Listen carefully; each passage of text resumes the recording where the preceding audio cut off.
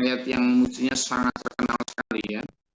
Ayat 183 surat Al-Baqarah ini ayat yang harus semua umat Islam kalaupun nggak hafal itu tahu. Karena ayat 183 ini adalah ayat diwajibkannya puasa, dasar atas puasa Ramadan. Dalil diwajibkannya puasa Ramadan. A'udzubillahi minasyaitonirrajim. Kutiba alaikumussyam kama kutiba 'alal ladzina min qablikum. Jadi pertama adalah diwajibkan atas kamu puasa. Itu sudah tidak boleh ditawar ya. Jadi kalau Allah sudah mewajibkan kutiba itu artinya kan ditetapkan. Awal artinya ditetapkan, artinya sudah ketetapan yang tidak boleh diganggu gugat. Ketetapan yang tidak boleh diganggu gugat. Wajib atas kulli muslimin wal muslimatin. Ya kan? Jadi wajib atas kulli muslimin wa muslimatin. Baik besar maupun kecil, tapi yang kecil tentu ada batasan balik atau mukallaf, ya kan? Nah, wajib sudah tidak boleh ditawar, gitu. Kutiba alaikumussyam, diwajibkan atas kamu puasa. Nah, ini puasa ini maknanya ya, asyamu itu artinya menahan diri. Asyamu itu apa? Artinya menahan diri. Kalau secara lahir yang kita pahami hanyalah menahan diri dari makan dan minum. Menahan diri dari makan dan minum.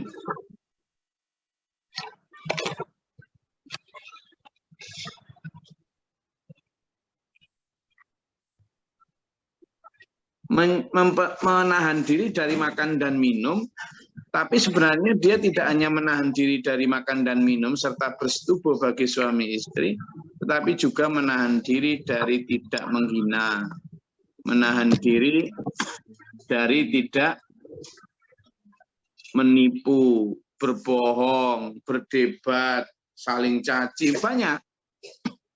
Jadi puasa itu latihan wanahan nafsa anil hawa. Ini yang sering tidak mampu dilakukan. Makanya Rasulullah Muhammad SAW pernah bersabda, banyak dari umatku itu yang puasa hanya mendapatkan lapar dan dahaga. Tidak mendapatkan hikmah puasa. Puasanya sah. Karena syarat rukunnya sudah dipenuhi. Puasanya sah. Ya.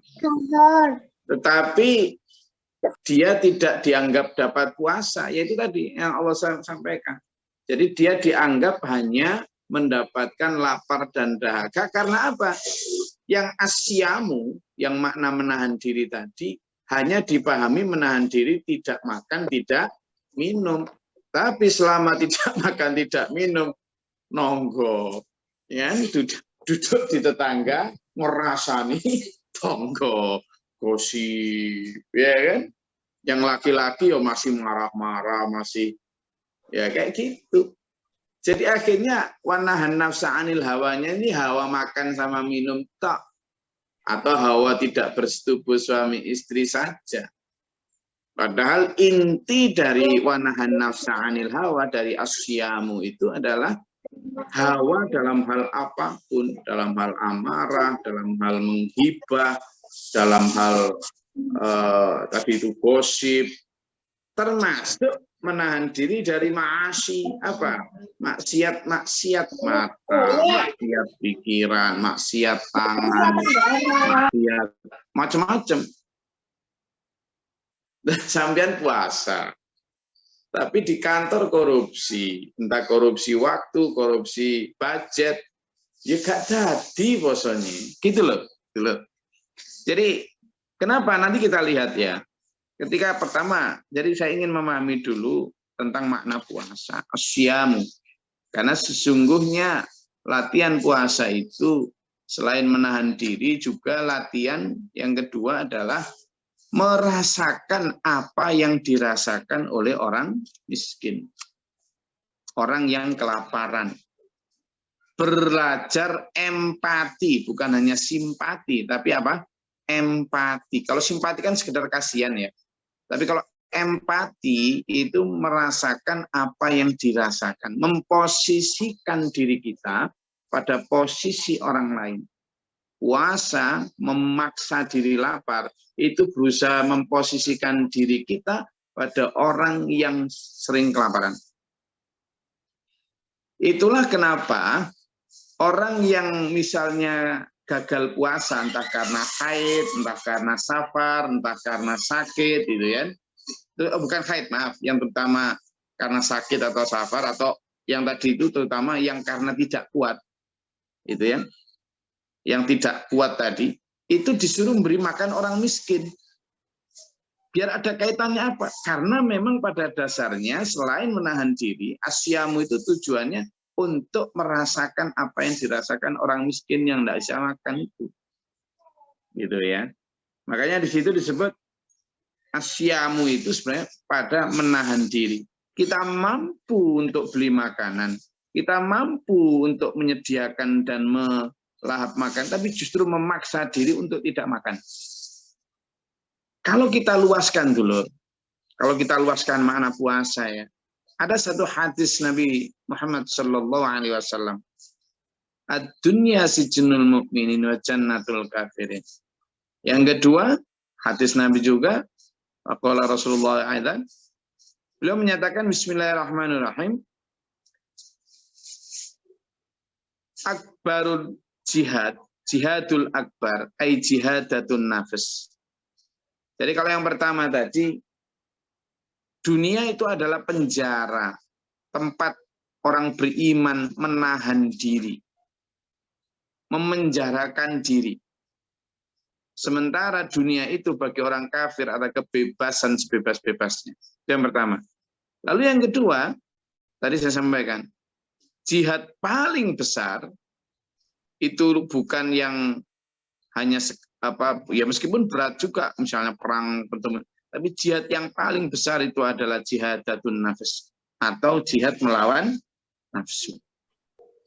Nah, puasa itu manifestasi dari jihad melawan nafsu sendiri. Ketika kita bisa makan tapi justru memaksa diri untuk tidak makan. Ketika kita tahu di depan kita ada es lalu kita nggak minum, panas itu. Ya kan? Puasa enggak ini lanjut, enggak ini, apalagi kalau pas kerjanya panas gitu kan, di depannya teng es doger, teng es apa? Es dawet Banjarnegara. Kalau lihat es dawet Banjarnegara itu kan kemerunyo gitu kan ya. Nah, kita menahan diri. Kalau kita luaskan maknanya asyamu, itu malah justru hidup ini sampean juga begitu. Sampean mampu kok beli makanan sebanyak-banyaknya, tapi sampean menahan diri.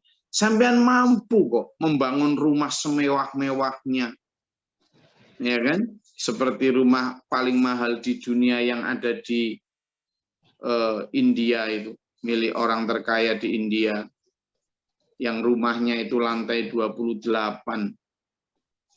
harganya entah sekitar berapa belas triliun.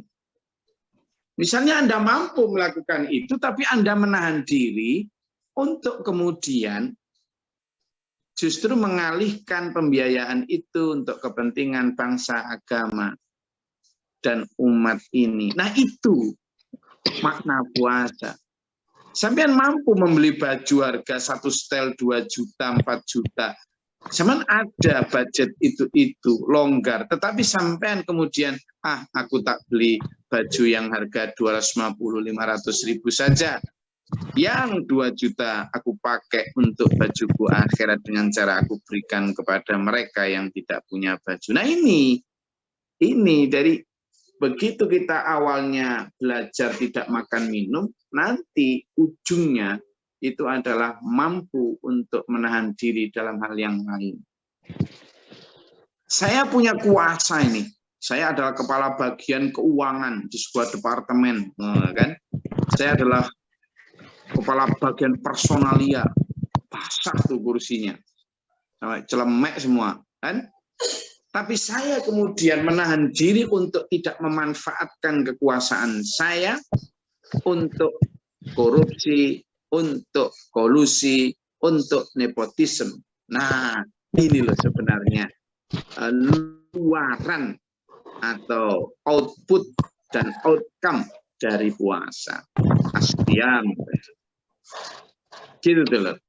Nah, sehingga ayo ke sana. Memang untuk ya sebenarnya kalau sampean dan saya bisa puasa menahan diri dari fajar ya, dari terbitnya fajar sampai nanti tenggelamnya matahari, itu sudah bagus lah, sudah keren.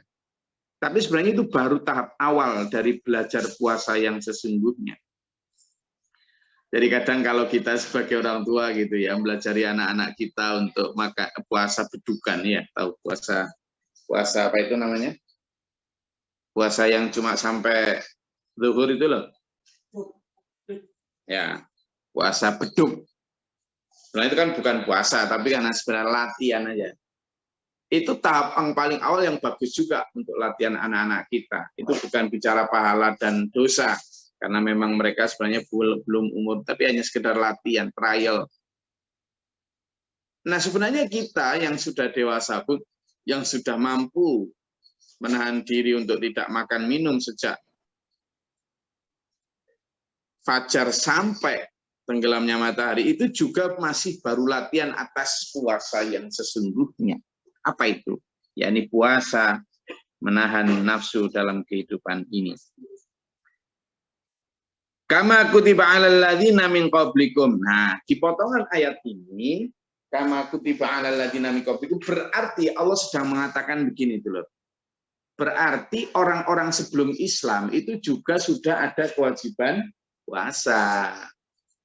Nah, ternyata benar. Sebelum Islam itu baik Yahudi maupun Nasrani itu sudah ada ajaran puasa.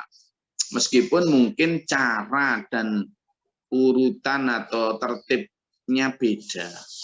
Ya Allah sah-sah saja membuat cara berpuasa zamannya Nabi Isa, cara berpuasa zamannya Nabi Musa, atau bahkan nabi-nabi sebelumnya yang kita tidak tahu bagaimana cara puasanya berbeda dengan kita, ya sah-sah saja. Allah maha berkehendak, maha merubah syariatnya. Tidak apa-apa. Bukan masalah salah dan benar, tetapi masalahnya adalah kapan aturan itu ditetapkan, diterapkan. Jadi sudah ada, ternyata benar. Kalau kita tanya orang-orang Nasrani, punya mereka puasa itu sebelum Paskah. Sebelum hari raya Paskah itu, mereka entah belum apa sudah itu, mereka punya puasa. Yahudi apalagi puasanya panjang banget itu. Tidak hanya 30 hari itu. Ada satu agama tertentu yang juga puasanya itu hampir 60 hari. Wah, coba kalau sampean disyariatkan puasa 60 hari gitu, kira-kira gimana? Kira-kira gimana, Lur? Puasa 60 hari. Lah, sampean ini baru dikasih 30 hari aja, hari pertama sudah ngitung, alhamdulillah sudah tersisa 29 hari. Kayak panjang gitu. Jadi ayo sekarang jujur, teman, kalau puasa Ramadan itu yang sampean tunggu-tunggu apa? Kalau pagi sampai siang yang ditunggu-tunggu jam berapa? Jam 6. Jam 6. Nah, kalau hari kedua, ketiga, keempat yang ditunggu-tunggu hari keberapa?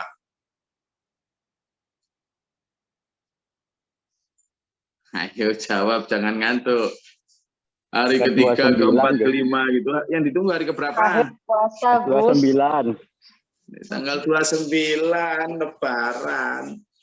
Nah, ini ayo kita jaga. Kenapa? Karena umat-umat terdahulu ternyata puasanya syariatnya jauh lebih lama. Jadi kita ini sudah dikasih Allah rukhsah lewat Rasulullah Muhammad SAW agar tidak memberatkan. Maka di situ ya, ternyata sudah ada sebelumnya.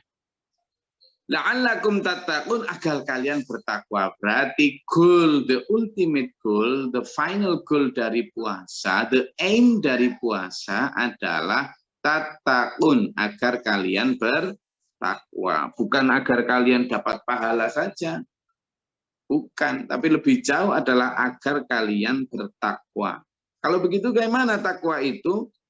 Takwa itu ada banyak ciri-ciri takwa ya, ada dalam surat Ali Imran, dalam surat, coba kita buka surat ya kamu kalau coba surat Ali Imran aja. Salah satu ciri takwa, coba kita buka di surat Ali Imran. Nanti apakah kita biar bisa ngukur tuh apakah kita itu dapat puasa kita atau enggak. Kenapa? Berarti ukuran kalau kita puasa diterima atau enggak kan itu. Kita sudah dapat takwa. Nah sekarang kita lihat ciri takwa ya. Ciri takwa. Ciri takwa. Coba dibuka di surat Ali Imran ayat 16 dan 17. Itu aja dulu. Banyak ciri takwa. Tapi ini satu di antaranya. Ayat 16 sama 17. Ini biar dibaca Mas ipar saya ini. Artinya aja. Ambil kacamatanya, sih. Ayat 16, saya ini sedang ada di SPMA Madiun Kota. Ini di rumahnya Mbak Anik sama Mas Bambang.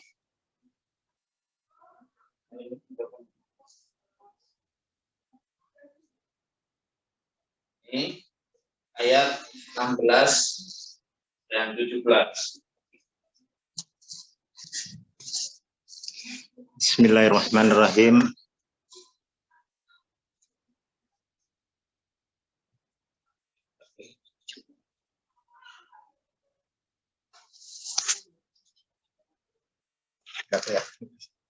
Ayat 16. ini sebentar.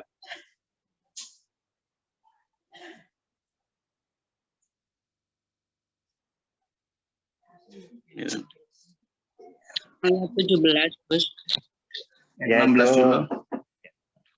Yaitu orang-orang yang berdoa, ya Allah, kami, ya Tuhan kami benar-benar beriman, maka ampunilah dosa-dosa kami dan lindungilah kami dari azab neraka. Yang 17. Juga orang yang sabar, orang yang benar, orang yang taat, orang yang menginfakkan hartanya, dan orang yang memohon ampunan pada waktu sebelum fajar. Nah, yang dibaca Mas Bambang tadi, ayat 16 dan ayat 17 surat Ali Imran, itu adalah ciri orang yang bertakwa. Pertama adalah orang yang benar-benar berdoa, ya Tuhan kami beriman. Jadi ciri orang yang bertakwa itu menyatakan diri secara hati, lisan maupun tindakan. Saya ulangi, ciri orang yang bertakwa itu adalah orang yang menyatakan diri secara hati, lisan maupun tindakan bahwa dia beriman. Dan tadi dibaca Mas Bambang surat Ali Imran ayat 16 tadi. Ya Tuhan kami beriman. Rabbana innana amanna. Ya kan? Ya Tuhan kami beriman. Begitu. Lalu faghfir lana dzunubana. Selalu mengakui bahwa dia punya salah, punya dosa. Manusia bertakwa itu orang yang humble, orang yang haunan, rendah hati, selalu banyak merefleksikan kesalahan diri, tidak banyak nuduh orang lain, tidak banyak ngoreksi orang lain, dia banyak meminta ampun atas dosanya sendiri. Waqina adzabannar, setelah meminta ampun kepada Allah, faghfir lana dzunubana, waqina adzabannar, dan selalu ingat akhirat dengan meminta perlindungan dijauhkan dari neraka. Ciri selanjutnya dalam ayat 17 dari goal puasa tadi adalah at-taqwa, yakni as-sabirin, orang yang sabar. Nah, orang yang sabar. Sabar itu dulur easy to say but difficult to do. Easy to say but difficult to do. Gampang diucapkan tetapi sulit dilakukan. Sing sabar ya Mas ya. Oh, gampangnya kalau ngasih nasihat. Tapi kalau dia sendiri, sabar itu ada batasnya. Oh, tapi kalau nasihati orang, sabar. Sabar ya Dek ya, sabar. Gampang ngomongkan itu. Tapi sabar itu enggak ada batasnya dulu. Sabar itu hanya batas akhirnya adalah al-maut. Nah ini terutama apa ini maksud ini? Sabar nunggu janji Allah untuk kebebasan, untuk kenikmatan, kemewahan, dan kemerdekaan akhirat nanti. Wassadiqin, ciri yang selanjutnya adalah orang yang bertakwa itu orang yang shadiq, benar. Artinya apa? Hidupnya itu selalu disandarkan pada standar kebenaran. Saya ulangi, hidupnya selalu disandarkan pada standar kebenaran apa? Al-Quran dan hadis. Dia mau nikah, dia selalu melihat Quran hadis gimana ya perintahnya. Dia mau berdagang, dia itu gimana Quran sama hadis membolehkan ini enggak, aturannya gimana ya. Dia mau bahkan tidur itu loh, cara Nabi miring kemana, dia selalu menyandarkan ke sana. Dia mau ngelamar pekerjaan, dia nyari pekerjaan yang dibolehkan oleh Quran dan hadis. Itu orang yang as-shadiq. Bahkan dia mau makan itu loh, nyari makanan yang dibolehkan oleh Quran dan hadis. Oleh Allah dan Rasulnya. Itu orang yang shadiq itu begitu. Lalu al-qanitin, yaitu orang yang taat. Artinya apa dulur? Orang yang bertakwa itu orang yang selalu taat kepada Allah tanpa tapi, tanpa kecuali. Saya ulangi, tanpa tapi, tanpa kecuali. Taat sami'na wa ata'na. Itu orang yang bertakwa. Lalu munfiqin, orang yang menginfakkan hartanya. Kemarin di ayat sebelumnya kita sudah berbincang tentang standar kebenaran itu menginfakkan harta yang dicintainya. Lalu ciri selanjutnya adalah wal mustaghfirina bil ashar, orang yang selalu bangun tahajud dan meminta ampun di waktu sahur, di waktu tahajud, ya, sebelum fajar itu. Nah, itu satu di antara ciri-ciri orang bertakwa. Masih banyak lagi ayat-ayat yang mencirikan orang bertakwa. Nah, kita kembali sekarang ke kajian kita di surat Al-Baqarah ayat 184 ini atau 183 ini. Jadi tujuan dari berpuasa adalah la'allakum tattaqun. Nah, sekarang kita gini, ketika kita berpuasa dan tujuan dari outcome berpuasa adalah itu. Nah, kita sekarang lihat, sudahkah kita dapat itu setiap kali setelah Ramadan? Sudahkah kita as-sabirin, sabar? Sudahkah kita as-shadiqin, shadiq, benar? Sudahkah kita selalu menyandarkan pada Quran hadis tadi? Sudahkah kita al-qanitin, taat, tanpa tapi, tanpa kecuali? Sudahkah kita al-munfiqin, suka menginfakkan harta? Dan sudahkah kita selalu bangun tahajud? Nah, itu yang bisa ngukur siapa? Diri kita masing-masing, ya. Ayyaman ma'dudat. Itu hari-hari yang telah ditentukan. Puasa itu kalau yang wajib Ramadan sudah jelas, tidak boleh diganti selo, tidak boleh diganti hari yang lain, tidak boleh. Ramadan ya Ramadan. Ini ada orang-orang liberal yang sok-sokan mau ganti puasa di hari yang lain, haji di hari yang lain, nggak usah aneh-aneh lah. Kalau sudah ditentukan Allah itu ya itu namanya ma'dudat. Sementara puasa sunnah juga sudah ditentukan oleh Allah. Ada puasa Sunan Kemis, ada puasa Daud, ada puasa Syawal, ada puasa sebelum ini kayak sebelum Idul Adha ini, nanti ada puasa Tarwiyah dan Arafah dan seterusnya, ya. Itu namanya ma'dudat. Sudah ditentukan. Tapi faman kana minkum maridun aw ala safarin fa iddatu min ayyamin ukhra. Allah itu sangat sayang ya, maka diberi keringanan. tapi toh demikian, tadi kan di awal sudah kutiba ya, telah ditetapkan, tidak boleh ditawar. Tetapi Allah memberi keringanan, tetapi barang siapa yang pertama sakit, tentu nggak bisa, atau dalam perjalanan yang berat, maka silakan mengganti di hari yang lain. Sebentar.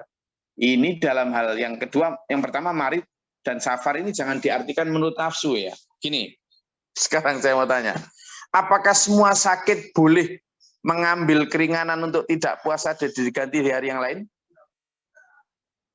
Apakah semua sakit?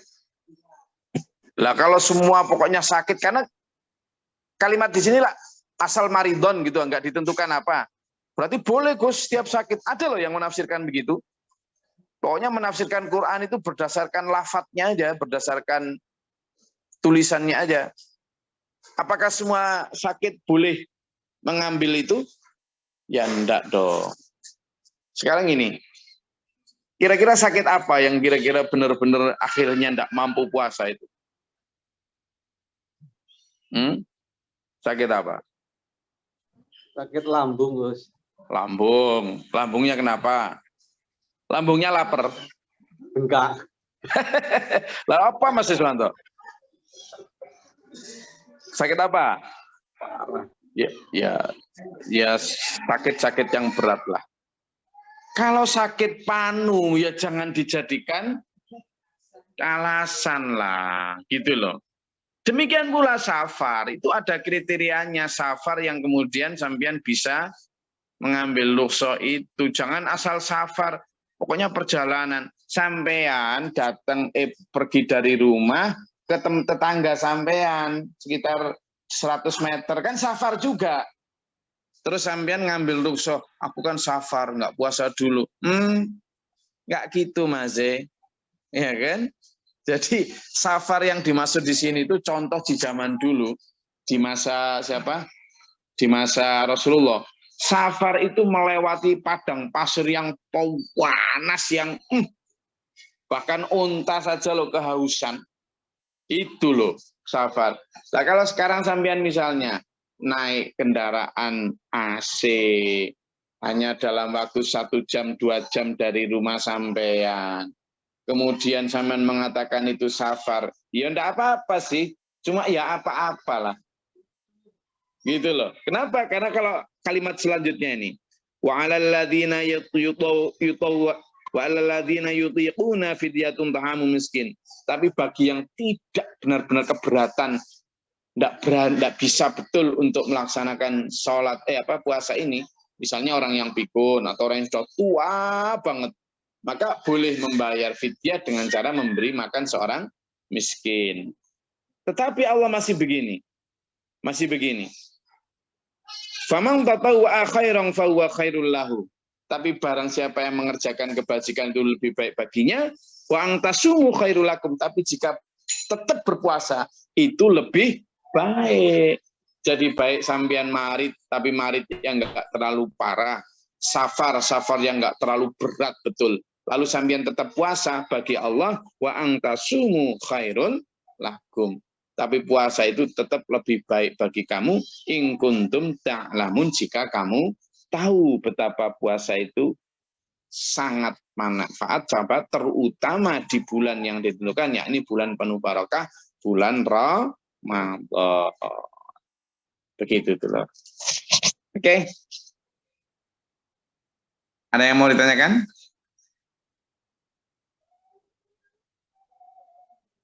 Oke, saya rasa ada. Mas Saiful, apa? Saya Gus. Silakan. Siapa nih? Ya udah Budia dulu, enggak? Budia. Jadi safar yang boleh, kira-kira zaman sekarang yang boleh kita ambil rukhsahnya itu kira-kira yang gimana Gus? Soalnya perjalanan jauh pun sekarang jadi lebih dekat kan, dengan pesawat, dengan comfortable, pakai aircon, segala macam. Itu beda dengan zaman dulu yang naik unta dan panas tadi kayak gitu. Kemudian yang mana nih yang apa namanya bisa diambil rukhsahnya? Ya. Assalamualaikum. Waalaikumsalam. Kalau di situ disebutkan An yutiqunahu. Artinya yutiqunahu itu berarti kan yang berat. Nah, ukuran berat ini kan masing-masing orang beda. Masing orang-orang beda ya. Ada yang baru perjalanan berapa jam gitu aja udah berat.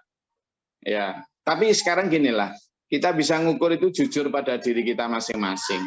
Kita sebenarnya makanya di ayat tadi terakhir kan wa antasumu khairul lakum in kuntum ta'lamun. Tapi jika kamu tetap berpuasa itu lebih baik bagi kamu jika kamu tahu. Itu kan Allah sedang mendorong kita untuk sampai pada batas paling kuatnya kita. Jadi kita akhirnya berpulang pada kita. Kita ini sering berbohong pada diri kita. Sebenarnya kita kuat tuh. Tapi saya sering misalnya ada orang merokok misalnya. Kadang dia bilang saya susah berhenti merokok. Kita bilang. Terus saya bilang ketika kamu puasa itu berhenti merokok enggak pas siang? Ya mboten. Lah kenapa kok kuat? Ya, nah ini dia bilang nggak bisa karena nggak ada yang bisa memaksa diri sendiri kecuali diri sendiri. Kenapa dia kuat tidak merokok pada saat puasa? Karena dia merasa bahwa itu aturan Tuhan. Wes sekarang kalau Tuhan mungkin agak nggak kelihatan. Sekarang kamu kalau misalnya naik pesawat dari Surabaya sampai Jeddah misalnya, itu hampir 9 jam. Yang non-stop loh ya, yang Boeing 747 kan non-stop tuh. Itu kan dilarang rokok di sana. Anda kuat tuh. Tapi ketika Anda di dalam pesawat, jangankan 9 jam. Setengah jam aja tidak kuat. Lah siapa yang membuat kuat dan tidak kuat? Kan tekad tuh. Nah itu tadi kembalinya ke sana. Jadi yang bisa ngukur berat dan tidaknya itu kita. Karena nanti multi tafsir. Yang itu, yang pertama. Terus yang kedua, Pak Saiful? Oke Gus, izin Gus. Ciri-ciri orang yang bertakwa itu kan salah satunya tidak menilai orang lain atau keadaan yang di luar gitu ya, di luar diri kita gitu. Tapi ada di sini kan tugas dakwah. Dakwah sendiri salah satunya kan kita melihat atau melihat perilaku orang sehingga kita bisa menyampaikan apa yang salah dan yang harus dibenarkan gitu. Itu yang efektifnya seperti apa Gus? Dan ya. Satu lagi ya menyangkut dengan puasa itu kan kalau kita berdakwah terus habis itu kita udah sampaikan kalau dia sakit hati ataupun nggak terima itu gimana? Ya. Jadi gini ya.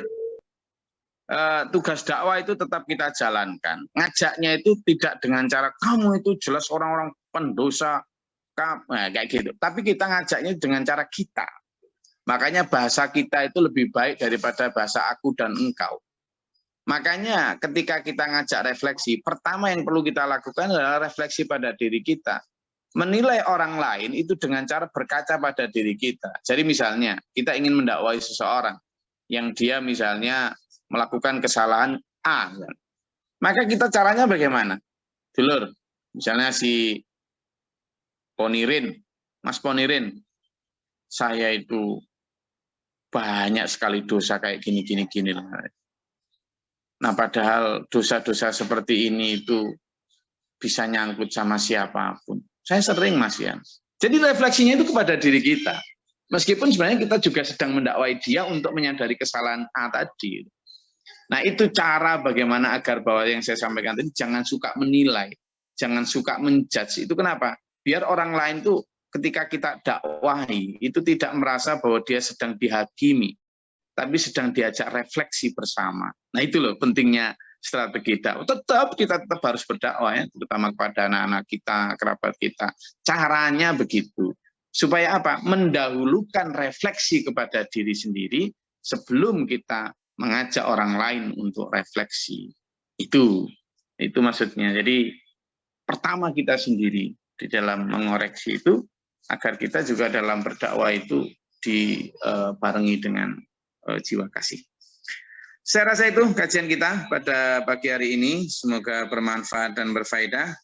Saya ini sedang di Madiun Kota untuk mendampingi para TPU dan juga beberapa adik yang sedang wisuda di Universitas Dr. Nugroho Magetan. Insya Allah ada 38-an lebih ini nanti yang dari TPU maupun ini yang wisuda bareng-bareng. Saya doakan semoga acaranya lancar, bermanfaat dan barokah untuk semuanya. Amin. Dan untuk kita para jamaah yang ikut kajian tafsir ini dimanapun berada, mulai dari Australia sampai Batam sampai Riau sampai Medan dan seterusnya, semoga Allah berikan kesehatan jasmani rohani, kita dibimbing oleh Allah dalam siratal mustaqim ila ya. Amin. Allahumma shalli wa sallim barik ala sayyidina. Allahumma fir lil mu'minin wal muslimat. Allahumma inna nadzir afina fina fatalana min ta'ala barik lana fi ma ta'ala karam qadir. Astaghfirullah wa atubu ilaik wa sallam. Allahumma adhurna bala wal wa wa hastin min jinna syaitan jum kabarana jinna wa lina syaitan min qadarin tabana. اللهم افتح لنا باب السماء برحمتك اللهم انزل علينا رحمة بيدك وجل امطار ودور الله ربنا آمنا فاكتبنا مع الشاهدين ربنا لا تزغ قلوبنا بعد إذ هديتنا وهب لنا من لدنك اللهم انا نسألك الهدى والتقوى والعفاف والغنى وحسن الخلق اللهم انا نسألك حبك وحب ما يحبك وعملك ربنا اجعلنا مسلمين لك ومن ذريتنا أمة مسلمة لك وأرنا ربنا آتنا في الدنيا حسنة وفي الآخرة حسنة وقنا عذاب النار وقنا عذاب النار.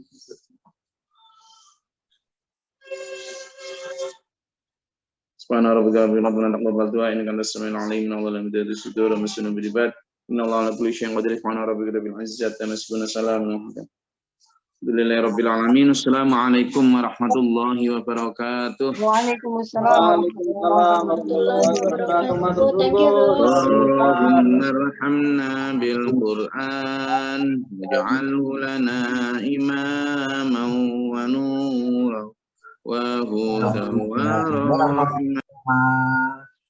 Allahumma Nasi